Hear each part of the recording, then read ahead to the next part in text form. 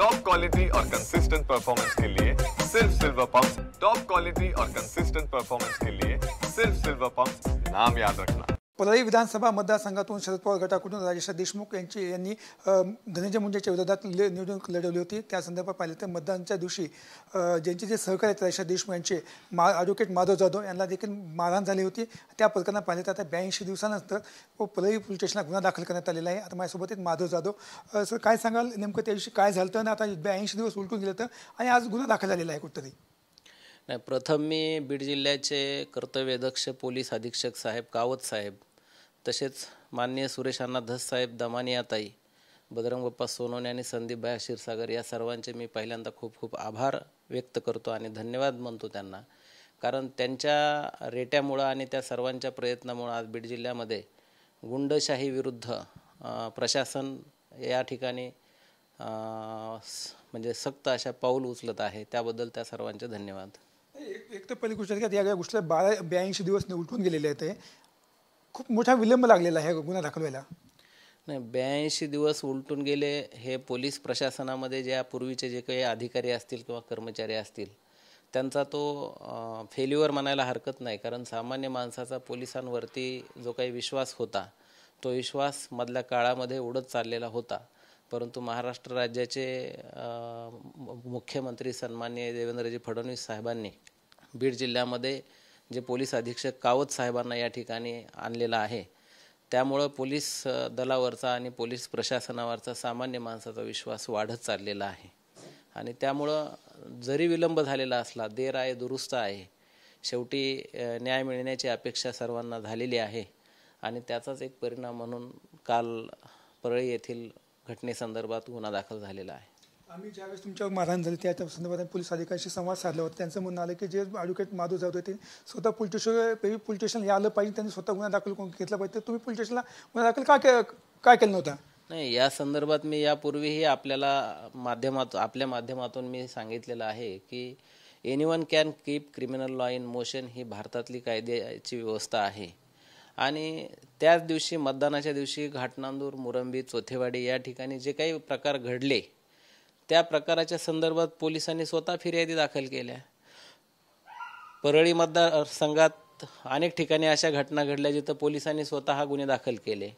आणि मग परळी येथील बँक कॉलनी बूथच्या बाहेर जो काही माझ्या बाबतीत जो काही प्रकार घडला आणि उमेदवाराचे जे बॉडीगार्ड होते त्यांच्या संदर्भात, ते तर पोलीस अधिकारीत ना, त्यांच्या संदर्भात जो काही प्रकार घडला त्या संदर्भात तिथं बंदोबस्तावर असलेले जे पोलीस कर्मचारी आहेत ते व्हिडिओमध्ये दिसतात आणि त्यांनी गुन्हा दाखल करावा ही अपेक्षा होती। पण आजपर्यंत त्यांनी गुन्हा दाखल केला नाही। कोणाच्या दबावाला बळी पडून केलं माहीत नाही, परंतु माहीत आहे सगळ्या महाराष्ट्र बघायला लागला की दबाव कोणाचा होता।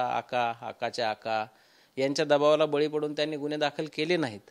परंतु शेवटी भगवान के घर देर है मगर अंधेर नाही असं म्हणतात। प्रभू वैद्यनाथाच्या कृपेनं आणि पोलीस अधीक्षक कावत साहेब, धस साहेब, दमानियाताई या आणि बजरंग बाप्पा सोनवणे यांच्या सर्वांच्या प्रयत्नानं शेवटी यश मिळायला अपेक्षा निर्माण झालेली आहे आणि गुन्हा दाखल झालेला आहे। या संदर्भात पाहिलं आपण राज्याच्या मुख्यमंत्र्याला काही पत्र कधी केलं होतं, काय नेमकं केलं होतं? नाही, जो काही माझ्या बाबतीत प्रकार घडला त्या दिवशी 20 तारखेला मतदान केंद्रावरती त्याचं सविस्तर असं तक्रार मी महाराष्ट्र राज्याचे मुख्यमंत्री सन्माननीय, त्यानंतर गृहमंत्री साहेब, बीड जिल्ह्याचे पोलीस अधीक्षक साहेब, परळीचे पोलीस निरीक्षक साहेब या सर्वांना मी सविस्तर झालेला घडलेला वृत्तांत मी रजिस्टर पोस्टाने त्याच दिवशी पाठवून दिलेला होता आणि त्याच्या पोहोच पण माझ्याकडे आहेत। त्याची काही दखल घेतली नाही? पोलिसांनी घेतली नाही हेच याच्यावरून दिसून येतं ना। कारण कालही गुन्हा दाखल केला, त्यात काही मी फिर्यादी नाही आहे, पोलीस जे गार्ड आहेत त्यांनीच फिर्याद दिली।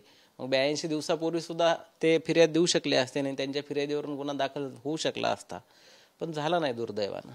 तुम्हाला बोलवलं नाही? मला बोलवलं, मी गेलो, मी तक्रार दिली, परंतु त्यांनी घेतली नाही। ज्या लोकांनी मारहाण केली तुम्हाला कोण लोक आहेत? नाव आहेत, आपण बघितलेलं FIR मध्ये आहेत। मी त्यांचं नाव घेऊन त्यांची उंची कशामुळे वाढवू? ते त्या लायकीचे पण नाही आहेत। आता काय आपल्याला सरकारकडून काय अपेक्षा आहे? नाही, आता गुन्हा दाखल झाला, रीतसर पोलिसांनी चौकशी करणं गरजेचं आहे।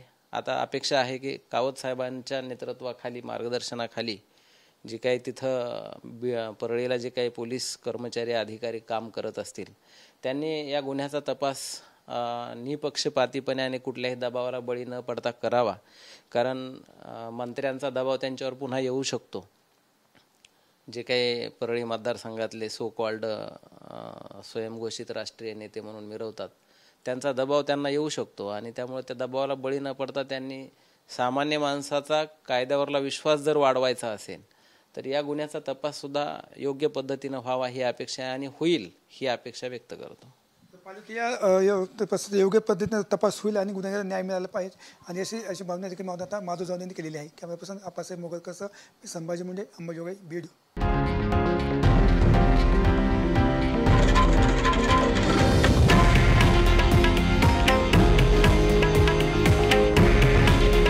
हे आहे देशातील नंबर 1 न्यूज नेटवर्क आणि आपण पाहत आहात TV9 मराठी. काळजी तुमची, हित महाराष्ट्राचं.